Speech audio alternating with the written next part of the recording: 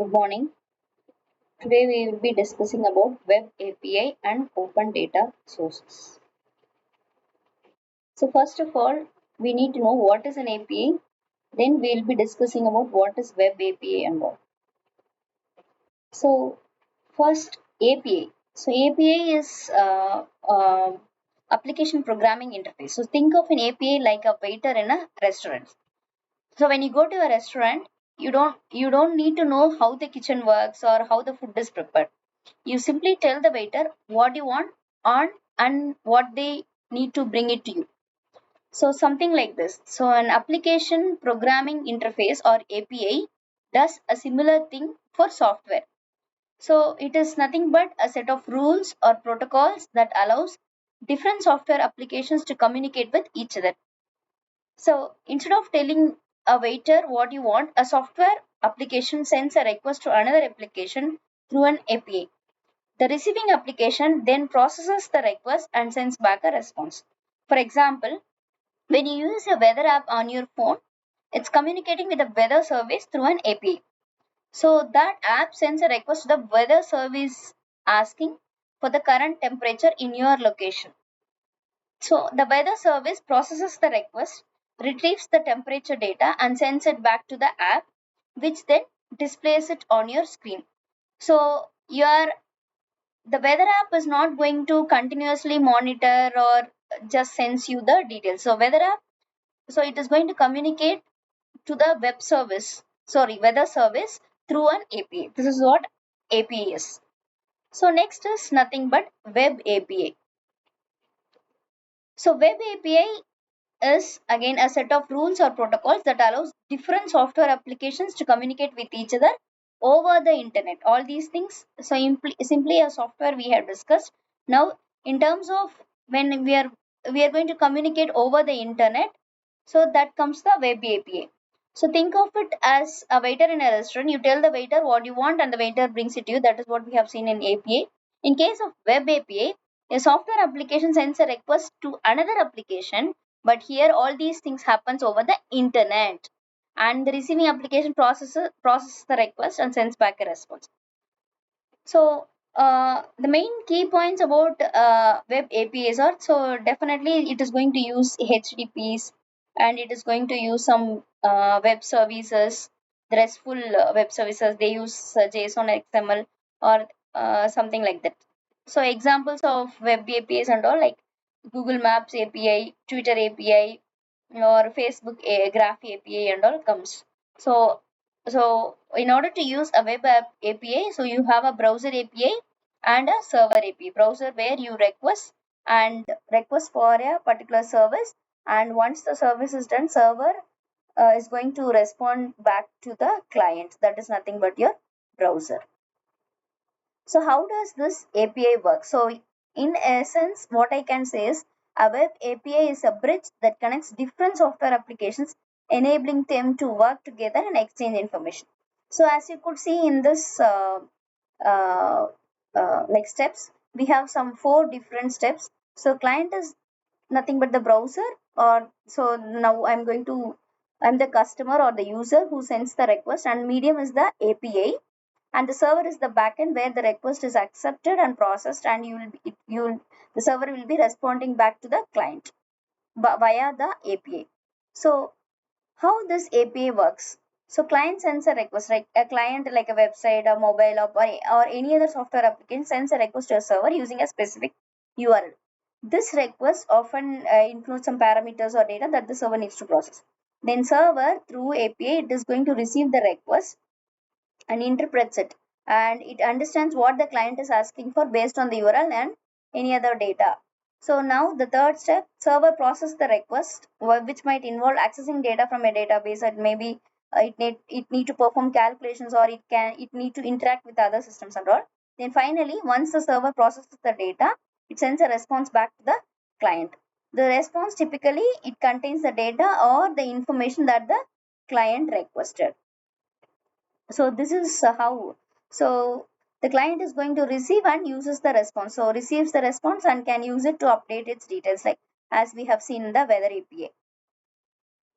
So in case of weather API, like as per these steps, first I want to check weather on my phone. Okay, the weather app, it is going to send a request to the weather API specifying your location. The weather API, what it does is it receives the request, looks up the weather data for your location from its database, and sends a response back to the app with the current temperature, humidity, and other weather information. Finally, the response, that is nothing but the app displays this information on our screen. So what I can say is an API is going to act as a bridge between two software applications, allowing them to communicate and exchange data. So thereby it is simplifying the process of building complex applications each and every time. Okay, that problem is resolved. So next is so these I said no, blogging API, PayPal API, social login API. As you could see, this is one good example what where I can say, for example, I'm going to use Twitter, or I'm going to use any maybe jig for jigs I'm going to use, means instead of having a separate login previously, maybe before 5-10 years back, what has happened is each and every website asks for a separate login, and we as a human being, we cannot remember all the username password, or we need to note it in a notepad or somewhere, and we may try to forget it, we may forget. Okay, that's what happened. But using this kind of API, social login APIs, what we can able to do is, if you have a Google login, we can able to use any kind of application. So by using, you would have seen no, these kind of images has been shown. So you can use any kind of application by using sign in with either Google, Facebook, or Apple, Twitter, or email, anything. Okay, this is what about APIs. Then last is nothing but the open data sources. What do you mean by open data sources? Open data means it refers open data. So data is nothing but information. Open data means it is freely accessed. So open data refers to information that can be freely accessed, used, modified, and can be shared by anyone. This means that it is not restricted to a specific group or organization, and anyone can use it without any restrictions. The second point is open data becomes usable when made available in a common machine readable format. So this means that data is stored in a format that can be easily processed by computers, such as in case of if it is stored as a CSV, JSON, or XML, which makes it easier for people to use and analyze the data. Third is nothing but open data must be licensed.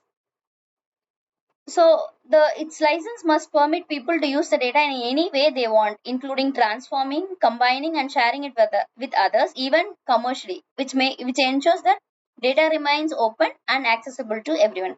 So in summary, open data is freely accessible, machine readable, and has an open license that allows anyone to use it in any way they want.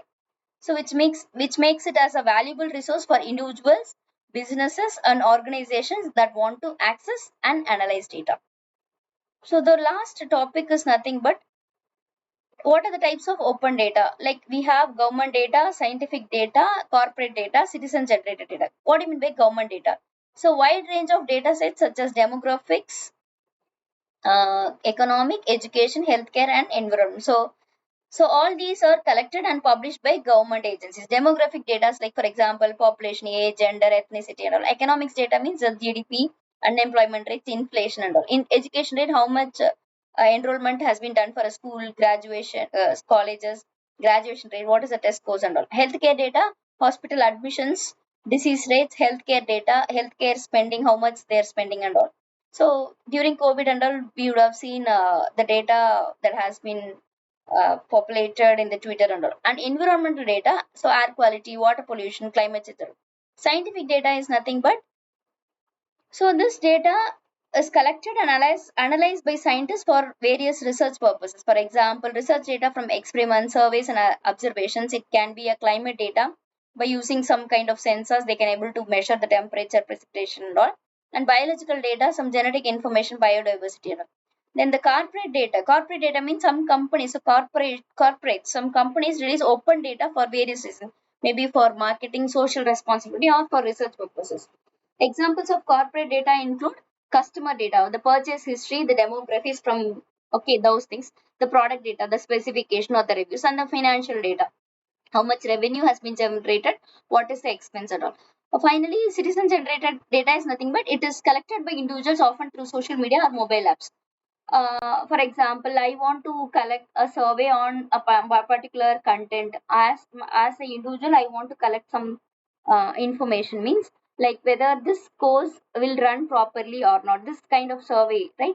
So that generates. So location data, example, check in, and then the GPS coordinates, sensor data like air quality reading, social media data, all these things comes under citizen generated data. So overall, open data provides a valuable resource for individuals or businesses, or it can be an organization that want to access and analyze information about various topics. By making data freely available, government, scientists, companies, and citizens can contribute to a more informed and transparent society. That's all about APAs and open data. Thank you.